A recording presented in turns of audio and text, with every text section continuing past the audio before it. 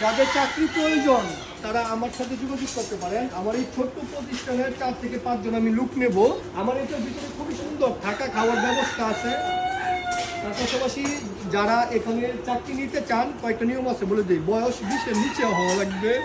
Second হচ্ছে গরিব ঘরের, যার কাজের খুব দরকার, যার টাকার খুব প্রয়োজন, যে অনেক পরিশ্রম করতে পারে, যার একটা ভবিষ্যৎ পরিকল্পনা আছে, এমন লোক লাগবে না কামলা টাইপের, কাম করবো টাকা পাবো শেষ, এমনি খামু এইটাই আমার, এমন না।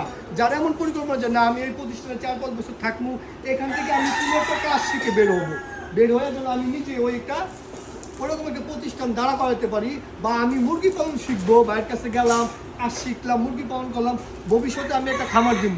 যাদের এমন পরিকল্পনা থাকবো তারা আমার সাথে যোগাযোগ করে দেন।